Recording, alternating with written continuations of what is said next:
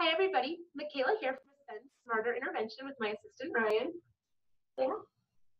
And today we're going to talk to you about multisensory. Now, if you've seen our blog that I'll link in the description, you'll know that when we started intervention, we were totally misunderstanding what multisensory means. Usually, we always hear that people, and we were here too, using shaving cream or sand trays or things that are really messy and not the most convenient for their intervention, because I think that's what's needed for multisensory instruction. And we're here today to kind of debunk that myth for you. So we're going to start with one of our regular lessons, teaching CK, and showing you how we do multisensory. A little background: in order for something to be effective and to be research supported in multisensory, you only need to be engaging more than one sense at a time. You don't need to have scented candles or peppermint gum or any of those really inconvenient type of pieces. It's just engaging multiple senses at a time. So you'll see Ryan, we're going to use this worksheet, I'll pull it up here. We have our CK rule, which him and I have already learned, and he's going to write CK on all 3 lines while saying CK says K. This is in turn engaging his visual sense because he's seeing the letters, his auditory sense because he's hearing himself say it, and he's writing at the same time. So he gets all 3 of those in there together. All right, Ryan. So go ahead and grab a pencil.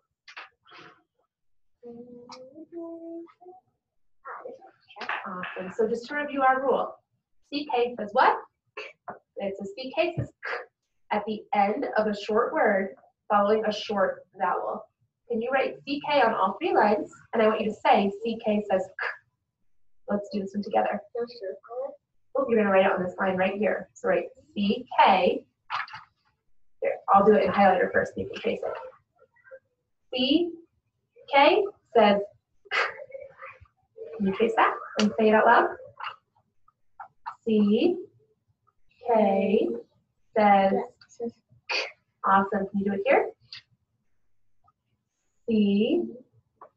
CK says K. Good. All by yourself on this last one.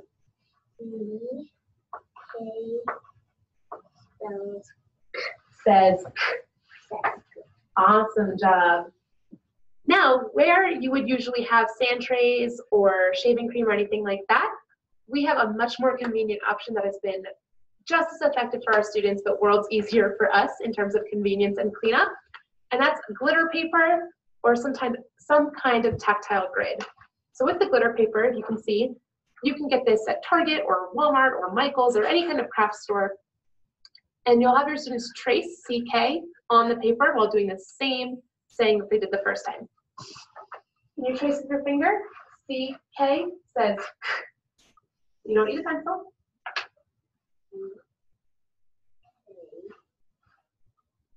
Says K. Brilliant.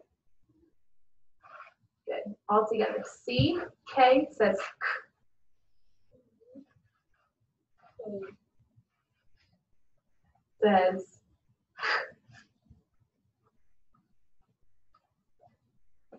all right, guys, so all I want you to do is trace with your finger CK, and you're going to say CK says K. K says K. Good. One more time.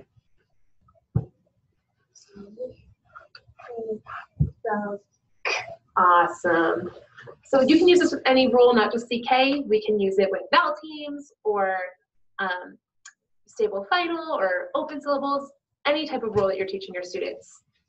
Now, the other type of instruction that we do that really, really heavily incorporates multisensory is our red words. So with our red words, we'll have our students take the red word paper that has our word on it. This one is done. And they'll take the red word grid. We'll lay it underneath the paper and let them write with a crayon so that they get that kind of bumpy sensation as they're writing. All right, I'll go ahead and grab a red crayon. And this time, since we're doing a red word, we're going to use the letters instead of the sounds, okay? So I want you to trace D-O-N-E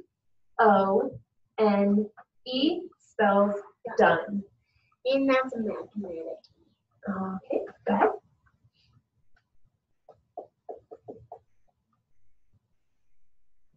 D, O, N, E, spells. Good. Now I want you to write it down here again in this blank space, okay? Say the whole thing again. D,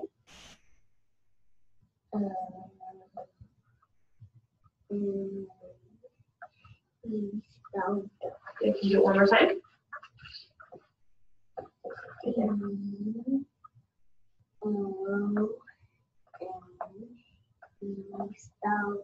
Nice job. So after they've written it on their paper, we can also do a number of different things for that sensory writing as well. You can skywrite, you can carpet write, you can arm tap, any of those traditional things that you can use to write it in another way. For sake of the video, since you can't see the carpet, Ryan and I are going to skywrite. So you take your finger with the hand that you write with, and you're going to trace in the air D-O-N-E, and say D-O-N-E spells done. D-O-N. Good. If I quizzed you, would you remember how to spell it? Yeah. How do you spell it? D-O-N-E. Very good job. So that's multi-sensory instruction. Again, it's just so much easier this way because there's no cleanup, but you're still getting the same benefits for your students that you would with a sand tray or something like that. The only difference, sometimes those sand trays and the shaving cream are really great for engagement. So if you have a student that's not as engaged, you can use these as tactics. However, you do need to weigh the cost of it because sometimes they can be extra distracting. So ways that we like to up engagement is with games. We have a number of videos on playing games as well as blogs that I can also link for you. So games are really great for engagement, and we recommend doing a no-mess take on the multisensory instruction. Okay, if you have any questions, let us know in the comments, and we'll see you in our next video. Say bye, Ryan. Bye. Bye, everybody.